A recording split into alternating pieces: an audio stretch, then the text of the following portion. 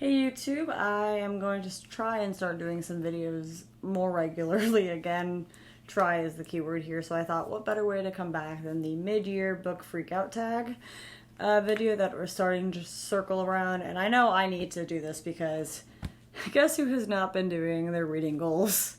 This person here. And I think the only thing I'm on track for is accomplishing the number of books I wanted to read, but the actual books I wanted to read at the beginning of this year, which I set to be like fairly mood reader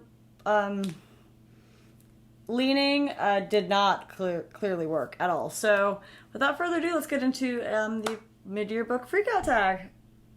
Question 1 is the best book you've read so far this year, and I clearly have more than one book in my hand, but I read Annihilation and the entirety of the Southern Reach trilogy early this year, and Annihilation was a fabulous book. I know it's a little bit small, but I literally read this in one sitting because I could not put it down. Suspense was through the roof, and I definitely recommend it. The rest of the series was just so-so, but the first one was awesome and can honestly be read as a standalone. The next book I read this year that I absolutely loved and will be one of my favorites for the year and probably forever was Circe by Madeline Miller. And I didn't have a lot of expectations going into this book because I was like, oh, it's just another Greek god, goddess retelling story, etc. But it was amazing. It was beautiful. It definitely broke me. So, but like in a good, soul-filling way. And then I read East of Eden this year for the 4th time. I annotated it this time, so maybe I won't have to reread it again once a year to like be able to tell people about the book. The discussion that Kat and I did should be up by the time this video goes up, and it was a really fun time rereading it. I was definitely much in a reading slump when I was reading this, and I kind of still am. It's been a weird spring and early summer for me. So I didn't love it as much as I used to or went on my other reads just because I wasn't excited to read it. But the story is still beautiful. I still love it. And Tim Shell to all of you. Thou mayest, you have the right and the ability to make your own choices in life, to do good or do evil, because thou mayest. That's all. Yeah, if you want to hear more about this and more in-depth thought on the characters, definitely go check out our video. I will link it below. Question number 2 is the best sequel you read this year. I'm currently working my way through the Gentle Ambassador sequence, so I really did love the second book, Red Seas Under Red Skies. I'm currently reading the 3rd book, which is also great, but I am not done yet to officially say that, and I have been rereading with the Standard Fans read-along Mistborn Era 2, so Alloy of Law was an amazing sequel, and the whole series is an amazing sequel to the first era of Mistborn. Question number 3, a new release that I haven't read yet but want to. I have heard great things about Malibu Rising, and I did really enjoy The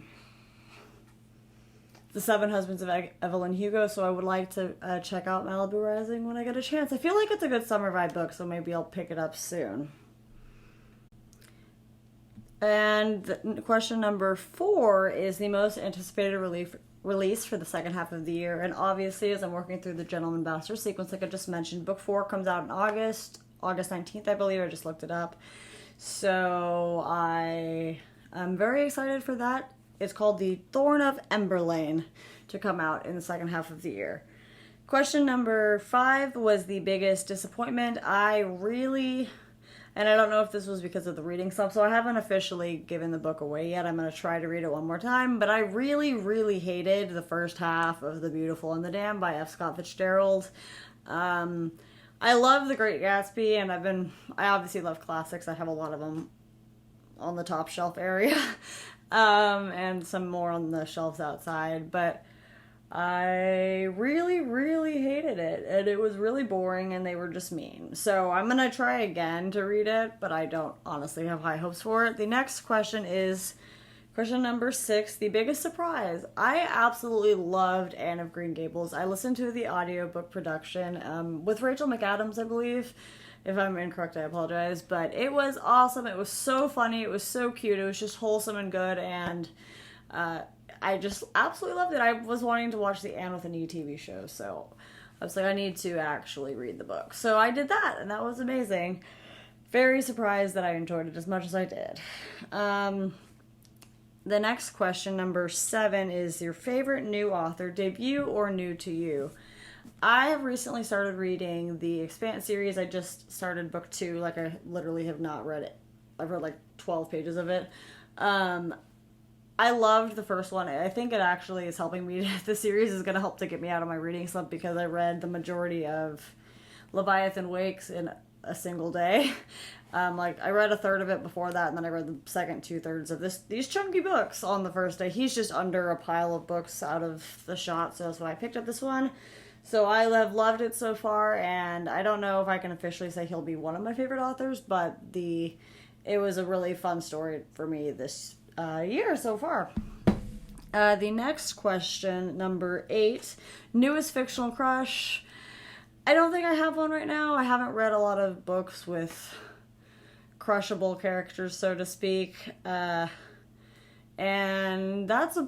I'm going to just basically opt out of this question. Number 9 is my newest favorite character. Well, I have these books. I really loved, I believe her name was Naomi from the crew in the first book. And basically all of the characters and the crew from the Canterbury that survived. And also their friend, the cop, that we also follow in the first book. So I loved all of the characters, and that's part of the reason I love the book so much. The next question is number 10, a book that made you cry. I don't own either of these books physically. I listened to the audio for both of them, and it's A Man's Search for Meaning by Viktor E. Frankl, which is a nonfiction memoir of Viktor E. Frankl and his kind of philosophy and his psychology that he believes in and he pursues in terms of therapy, which I believe he calls logotherapy, and it's told about how he developed this through his time in concentration camps in World War II. And the other book that I really loved and made me sob belligerently was Pachinko. It basically is a multi-generational historical fiction tale following people from Korea who have to move to Japan during the time that Japan was fighting China, and there's the Manchurian War and stuff, and we basically follow the one main character through her life, and she was the child, and when they were in Korea and had to move, and then we follow like her children and her grandchildren, so on and so forth. It is beautiful, it is sad, it is like tells about the real struggles that some people face in life, and I don't know the accuracy of all of that, but I read it for the Asian American Readathon, Asian American Pacific Islander Heritage Month Asian Readathon that Cindy puts on, and it was amazing, and the audiobook was also really good. Yeah, so those two books definitely made me sob. Question 11 is books that made you happy. I read Anansi Boys by Neil Gaiman, and I loved it. It was a fun story. I hadn't read one of his books in a while because I read the majority of his other books within like an 8-month period of time. So it was really nice to get back into his writing. And the story was creepy and spooky because Anansi was the god who was personified and imagined as a spider from where it came from. And it was funny, and Charlie Nancy has a rough and tumble sort of experience figuring out that he is the son of a god, and things don't go according to plan in anyone's life, and it was a great read, but things are nice, or relatively resolved at the end, I should say, but it made me feel happy. Also, reading Leviathan Wakes, like I mentioned, was a book that made me happy. Mistborn Era 2 has just been a joy to reread. I honestly like it a lot more than Mistborn Era 1, because I read them, like, after I read the Stormlight Archive, so it was my whole journey into Sanderson wasn't as straightforward starting with Mistborn Era 1 like a lot of other people's are, so I liked Mistborn Era 2 a lot, and I'm really enjoying the reread. And I also read You Had Me at Ola, which I forgot to get off the stack, but he's right there, and it was basically a telenovela in a book, and I loved it. It was super entertaining, super fun, lighthearted, happy read. I enjoyed the representation with the Latin American culture, and basically the two characters you follow are actually actors and actresses inside of a telenovela, and it was a joy to read. Very spicy, if you know what I mean. The next question is number 12, the most beautiful book I've bought so far this year.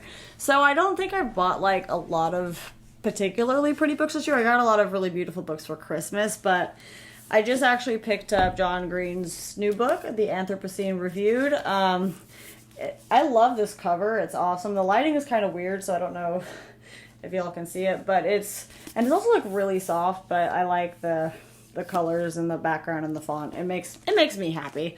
Also, Haruki Murakami's books are always pretty, so I haven't read Sputnik Sweetheart yet. I wanted to read it for Asian Readathon, but reading slump destroyed me.